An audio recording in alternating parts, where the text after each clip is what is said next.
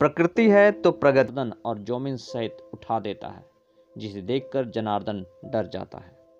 अब जनार्दन और जोमिन दोनों मिलकर उसका स्टूल टेस्ट करवाने की सोचते हैं, जिससे जान सकें कि उसे रेबीज हुआ है या कोई और समस्या। वे चोरी चोरी भास्कर का स्टूल टेस्ट लेते हैं और स्टूल लेकर हॉस्पिटल पहुंच जाते हैं। उधर भास्कर भी प्रकाश पाजा की खबर लेने के लिए हॉस्पिटल पहुंच जाता है, पर देखता है कि वहां पर पहले से ही रूमर फैला हुआ था कि विषाणु के काटे हुए व्यक्ति का इलाज नहीं किया जा सकता, जिसकी वजह से डॉक्टर और पुलिस साथ मिलकर प्रकाश पाजा को किसी दूर बियाबान जंगल में जाकर जला देते हैं। ये देखकर भास्कर काफ़ी डर जाता है। डॉक्टर की रिपोर्ट लेकर जनार्दन और जोमिन अनिका को मिलते हैं। वे बताते हैं कि ये स्थूल रिपोर्ट किसी नरभक्षी का है।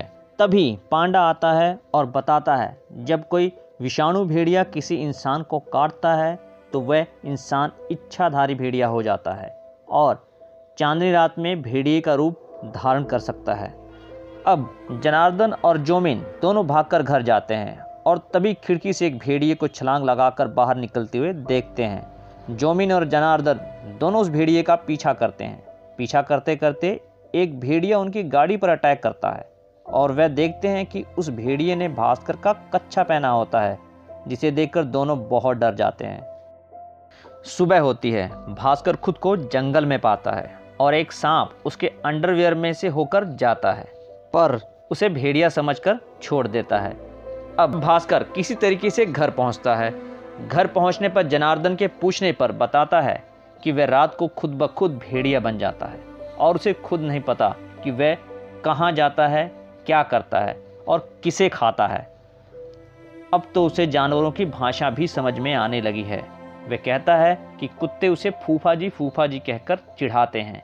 ये सुनकर जनार्दन और जोमिन दोनों हैरान हो जाते हैं। तभी भास्कर को कॉल आती है कि प्रकाश पाजा की जगह पर काम करने वाला दूसरा कॉन्ट्रैक्टर भी मारा गया।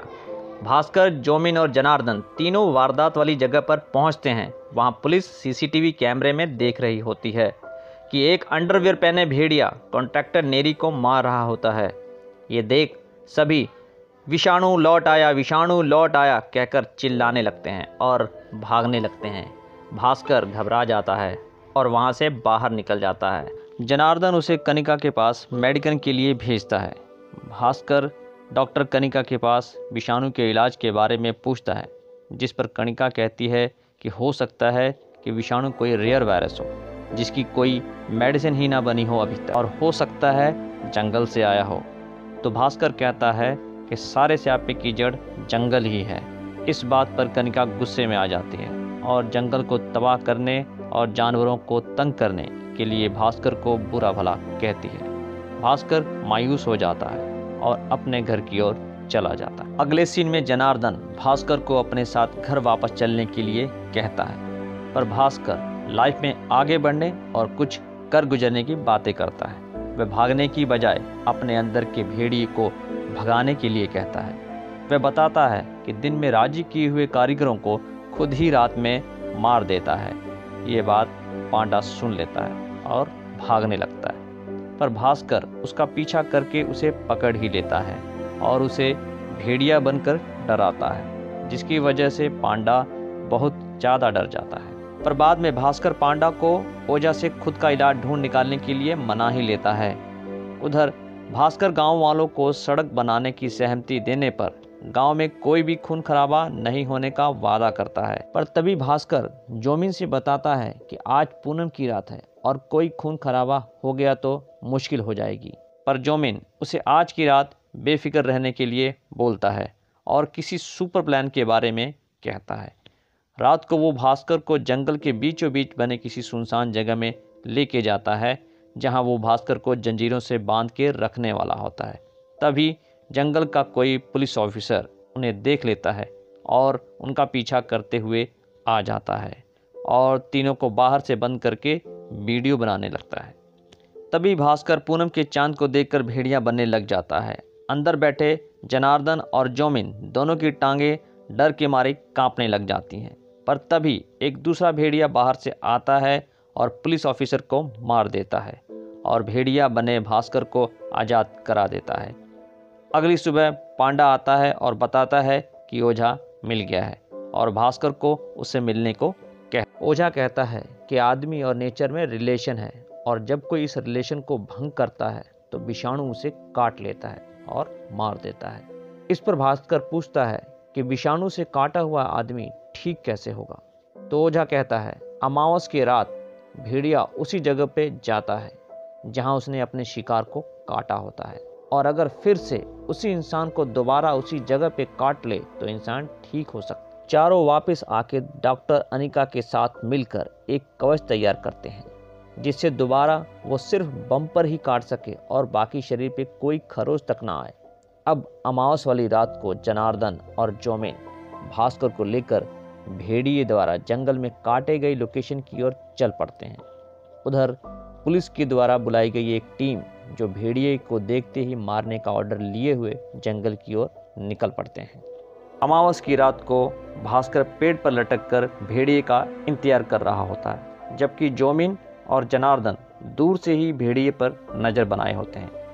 तभी उन्हें भेड़िया आता हुआ दिखाई देता है। भेड़िया भास्कर को काटने ही वाला होता है कि पुलिस की टीम भेड़िए पर गोलियां बरसाने लगती है। गोलियों की आवाज़ सुन भेड़िया भाग जाता है।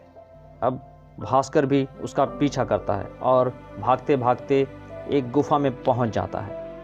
वहां भास्कर देख के हैरान हो जाता है कि वो भेड़िया जिसने भास्कर को काटा था वो कोई और नहीं, डॉक्टर कनिका ही थी। उसने जंगल को कटने से बचाने के इरादे से भास्कर को काटा था ताकि वो मर जाए, पर वो बच गया और वो भी उसकी तरह विषाणु बन गया।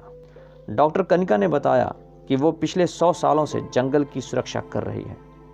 कनिका ने बताया कि ज़्यादा देर वो एक जगह थी और अभी ये वरुण धवन और कृति सेनन के साथ हॉरर और कॉमेडी के रंग में रंगी भेड़िया लेकर आए हैं।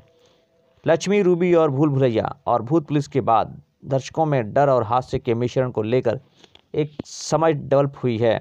उसी को ध्यान में रखते हुए अमर कौशिक अपनी फिल्म की कहानी बुनते हैं और मानना पड़ेगा कि निराश भी नहीं करते। वरुण के इंसान से भेड़िए का रूपांतरण प्रभावी है। निर्देशक इससे अरुणाचल के जंगल से जोड़ने में कामयाब रहे हैं। फिल्म में BFX के अलावा इसकी सिनेमेटोग्राफी भी इसका मजबूत पहलू है। फिल्म कॉमेडी हॉरर के साथ सामाजिक सरोकार के मुद्दे भी हैं, जैसे प्रगति के नाम पर प्रकृति का नाश, उत्तर पूर्व के लोगों के साथ होने वाले भेदभाव, अरुणाचल को देश का हिस्सा ना समझना आदि चीज़ें दिखाई गई हैं। लेखक नीरज भट्ट के आज के ज़माने में नेचर को किसकी पड़ी है, हमारे लिए बालकनी में रखा गमला ही नेचर है, कोई बात नहीं भाई, तेरे लिए जो मर्डर है उनके लिए डिनर है जैसे डायलॉग, या फिर शहनाज गिल का जगत प्रसिद्ध डायलॉग तो मैं क्या करूं, मर जाऊं, मेरी कोई फीलिंग नहीं है वाले डायलॉग आपको हंसा रहे हैं। फिल्म का संगीत सचिन जिगर ने दिया, जबकि गीत अमिताभ भट्टाचार्य द्वारा लिखे गए, जिसमें जंगल में कांड हो गया और बाकी सब ठीक ठाक है जैसे गाने अच्छे बन पड़े। फिल्म में चड्डी पहन के फूल खिले हैं जैसे गाने को भी बहुत ही हल्के फुल्के अंदाज में पिरोया गया है। फिल्म अच्छी है, कंसेप्ट नया नहीं है, फिर भी एंटरटेनिंग है। बॉलीवुड में ऐसी फिल्मों का पन्ना चल नहीं था, लेकिन रोहित रॉय की जुनून इसका कंपैरिजन भी नहीं। भेड़िया में आपको स्पाइडरमैन वाली फीलिंग आती है क्योंकि पीटर पार्कर भी एक मकड़ी के काटने से मक्कड़ मानव बनना था, और यहाँ पर वरुण धवन भेड़िए के काटने से इच्छाधारी भेड़िया बन गया। और फिल्म भेड़िया कॉमेडी ड्रामा का कॉम्बो है। वरुण धवन ने अपने लिए एक नए किरदार के साथ ईमानदारी के साथ न्याय करने की कोशिश की है। उनकी कॉमिक टाइमिंग ने लोगों का ध्यान खींचा है, स्क्रीन पर सही तरीके से दिखे हैं। कृति सेनन का किरदार लोगों को बांधे रखने में मदद करता है, इस बार भी लोगों को आकर्षित किया है। इस फिल्म को अपनी अदाकारी से एंटरटेनिंग बनाया है, अच्छा काम किया है। तो दोस्तों, इसी के साथ ये एक्सप्लेनेशन यहीं पर ख़त्म होता है। तो दोस्तों, उम्मीद करता हूँ आपको वीडियो पसंद आई होगी। वीडियो पसंद आई है तो वीडियो को लाइक ज़रूर कीजिएगा और उसी तरह के वीडियोस पाने के लिए आप हमारे चैनल को सब्सक्राइब ज़रूर कीजिएगा ताकि आपको लेटेस्ट वीडियोस मिलती रहे। और इसी वीडियो के साथ तब तक बने रहिए। धन्यवाद। जय हिंद, जय भारत, जय श्री राम।